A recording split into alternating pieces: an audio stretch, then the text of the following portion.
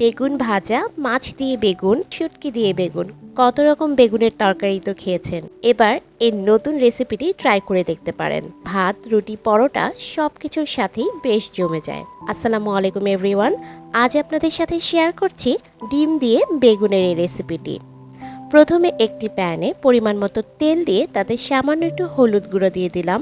ভালোভাবে মিশিয়ে নিচ্ছি। দেখতেই পাচ্ছেন বেগুনটা কিভাবে কেটেছি। এখানে বড় সাইজের একটা গোল বেগুন নিয়েছি।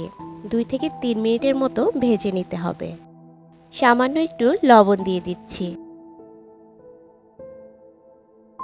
প্রায় 3 মিনিটের মতো হয়ে গেছে। এই দিক থেকে বেগুনের কালারটাও চেঞ্জ হয়ে এসেছে। অন্য একটা পাত্রে তুলে নিচ্ছি।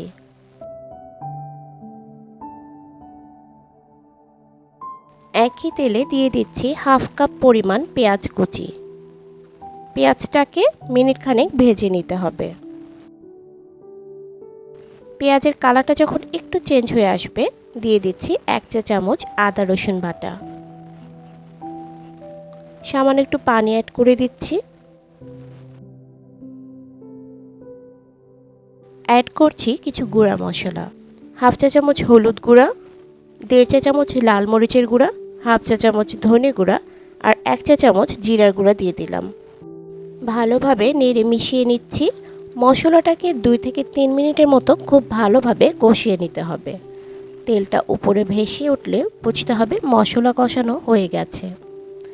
অ্যাড করে দিচ্ছি একটা টমেটো। টমেটোটাকে কিউব করে কেটে নিয়েছি।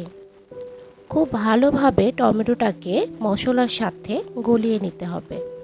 ঢেকে অপেক্ষা করছি মিনিট খানেক। সামান্য একটু পানি অ্যাড করে দিচ্ছি যেন টমেটোটা খুব ভালোভাবে মশলার সাথে গলে যায়। স্বাদ মতো লবণ দিয়ে দিচ্ছি। ঢেকে অপেক্ষা করছি টমেটো গলে আসা পর্যন্ত। মশলার সাথে টমেটোটা খুব ভালোভাবে গলে গেছে। এখন সব কিছুকে একটা সাইড করে নিচ্ছি। সামান্য একটু তেল দিয়ে দিলাম। 2টা ডিম সামান্য একটু লবণ দিয়ে খুব ভালোভাবে ফেটিয়ে দিয়ে দিচ্ছি। ডিমটাকে সাথে সাথে নাড়া যাবে না, কিছুক্ষণ পর একটু উল্টে দিতে হবে। ডিমটাকে আমরা বড় বড় স্ক্র্যাম্বল করে নেব। খুব ছোট ছোট স্ক্র্যাম্বল করা যাবে না, তাহলে তরকারিটা দেখতে ভালো লাগবে না। মশলার সাথে ডিমটা খুব ভালোভাবে মিশিয়ে নিচ্ছি।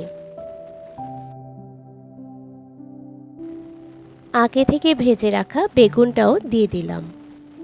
সব কিছুকে খুব ভালোভাবে নেড়েচেড়ে মিশিয়ে নিচ্ছি। খুব বেশি শুকনো মনে হচ্ছে, তাই এখানে সামান্য একটু পানি অ্যাড করে দিচ্ছি। 5 থেকে 6টা কাঁচামরিচ মাঝখান থেকে একটু চিড়ে দিয়েছি। ঢেকে অপেক্ষা করছি 2 মিনিটের মতো। 2 মিনিট পর ঢাকনাটা তুলে দেখতে হবে সব কিছু মাখা মাখা হয়েছে কিনা। আরও একটু নেড়েচেড়ে উপর থেকে ধনেপাতা কুচি ছড়িয়ে দিয়ে নামিয়ে নিতে হবে।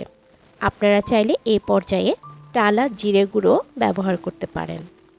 তৈরি হয়ে গেল মজাদার স্বাদের ডিম বেগুনের রেসিপিটি। এতক্ষণ যারা সাথে ছিলেন তাদের সবাইকে জানাই অসংখ্য ধন্যবাদ। আজ বিদায় নিচ্ছি। আল্লাহ হাফেজ।